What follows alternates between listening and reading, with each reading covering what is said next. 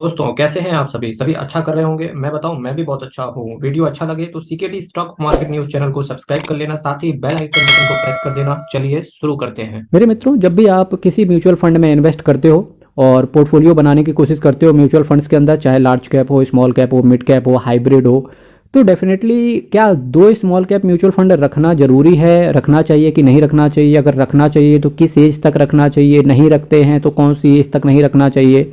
तो इन सब्जेक्ट से रिलेटेड मैं बात करने की चेष्टा करूंगा। चलिए शुरुआत करते हैं। मेरे मित्रों, अगर आप म्यूचुअल फंड का एक पोर्टफोलियो बनाने का सोच रहे हैं तो नो मैटर व्हाट की एज क्या है, डेफिनेटली आपको दो स्मॉल कैप म्यूचुअल फंड्स रखने ही चाहिए अपने म्यूचुअल फंड के पोर्टफोलियो में। आप दो म्यूचुअल फंड्स का किसी भी दो स्मॉल कैप कैटेगरी के म्यूचुअल फंड का एक पोर्टफोलियो तैयार कर सकते हैं, चाहे वो निप्पॉन हो या एसबीआई हो या एक्सिस हो, एसबीआई हो, है ना, या कोई और अदर हो।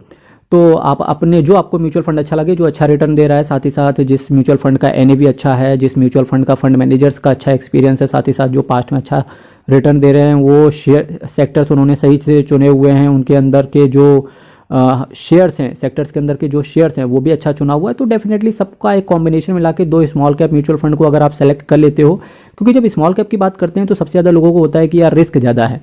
पर मेरे मित्रों, आपको एक चीज़ समझनी होगी कि म्यूचुअल फंड में जब आप इन्वेस्ट करते हो तो ये सारा काम आपके लिए फंड मैनेजर ऑलरेडी कर देता है, तो जिससे आपका रिस्क ऑलरेडी कम हो जाता है। साथ ही साथ असेट मैनेजमेंट कंपनी भी जब आप टॉप की सेलेक्ट कर लेते हो, जैसे एसबीआई हो गया, अच्छी है, निप्पॉन इंडिया अच्छी है, एक्सिस भी अच्छा है, साथ ही साथ एचडीएफसी अदर भी अच्छे हैं, तो आप उस चीज़ के लिए मेरे फर्दर वीडियो प्लेलिस्ट में जाके सेलेक्ट कर सकते हैं। तो आज मेरी चर्चा ये कि स्मॉल कैप दो, तो हाँ, दो स्मॉल कैप रख सकते हैं और डेफिनेटली रखने भी चाहिए, तभी एक अच्छा पोर्टफोलियो बन के आता है। साथ ही साथ एक चीज़ और बताना चाहूँगा कि दो स्मॉल कैप होने क्यों चाहिए कैटेगरी के mutual funds small cap category में। वो इस वजह से होने चाहिए मेरे मित्रों कि आपको ये पता होगा कि हमेशा स्मॉल कैप जो म्यूचुअल फंड है, स्मॉल कैप का जो इंडेक्स है, उसने हमेशा लार्ज कैप को बीट करा है। ना केवल आज से बीट करा है, बल्कि पास्ट में ये इतिहास रहा है कि स्मॉल कैप ने लार्ज कैप और मिड कैप को दोनों को ही बीट करा है।